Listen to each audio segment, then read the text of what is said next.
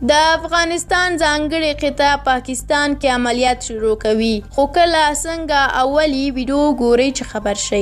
هندي ټوډې ورځپاڼې په خپله وروستۍ ګڼه کې لیکلي چې افغان او امریکایي پوځیان په شمالي وزیرستان کې طالب ضد عملیات پیلوي.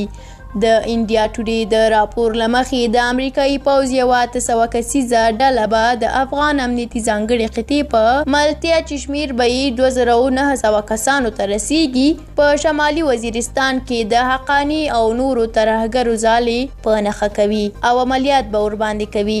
د ورځپاڼې په حواله ویل کیږي چې یو لوړپوړي امریکایي استخباراتي چارواکي ویلي چې دوی د افغانستان له استخباراتو سره په دې طرحه کار کوي چې د ډیورنډ تپل شوي کرښې په اوږدو کې د ترهګرو پټنځایونه په نښه کړي او د فرضي کرښې دواړو غاړو ته ترهګریزې ډلې پاکې کړي. دا په داسې حال کې ده چې له تېرو څه کم 2 لسیزو افغان حکومت په پاکستان تور پورې کوي چې دوی د ډیورنډ فرضي کرښې په اوږدو کې ترهګریزې ډلې روزي او بیا یې افغانستان او په سیمه کې ترهګریزو فعالیتونو ته هڅوي. د وسلوالو طالبانو لشکر طیبه او ګڼو نورو ترهګرو ډلو روزنه په همدې سیمو او خیبر پښتونخوا کې کیږي. ټاکل شوې ده چې د بین الافغاني خبرو له پیل سره سم په یادو شویو سیمو کې د حقاني شبکې پر وړاندې عملیات پیل شي او دغه ترهګریزه ډله له منځه یوسي. اوس مهال افغان حکومت او وسلوال طالبان چې د پاکستان له ملاتړ څخه برخمن دي د بین الافغاني مذاکراتو لپاره په چمتووالي لګیا دي او تمه ده د همدې روانې جون میاشتې په لړ کې بین الافغاني خبرې اترې هم پیل شي. تر دې د مخه امریکا له طالبانو سره د سولې تړون لاسلیک کړ او له دغه وسلوالې ډلې سره یې خپل منځي ورباند وکړ.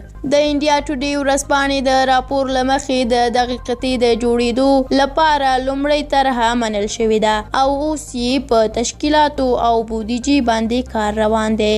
ویل کیږي چې دا قطعه به 10 اپاچې 10 کشفي او 15 جیټ الوتکې ولري او له پاکستان سره د ډیورنډ کرښې په اوږدو کې به تېره شي.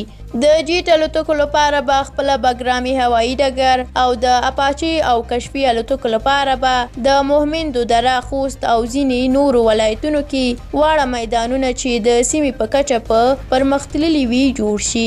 که څه هم ویل کیږي ټرمپ له دې طرحې سره مخالفت ښودلی، خو د امریکا څارګره اداره وایي تر څو چې په پاکستان کې ترهګرۍ ختمه نه شي په افغانستان کې د سولې راتګ ناشونی دی. یو شمېر شنونکي د امریکا دې کار ته هم د شک په سترګه ګوري او د سولې د سبوتاژ هڅه یې بولي. درنو لیدونکو ډېره مننه چې ویډیو مو تر اخره ولیدله. که ویډیو مو خوښه شوې وي لایک یې کړئ. د همداسې نورو ویډیوګانو د لیدلو لپاره زموږ یوټیوب چینل سبسکرایب کړئ. تر بلې ویډیو الله مو مل شه. ښه وخت ولرئ.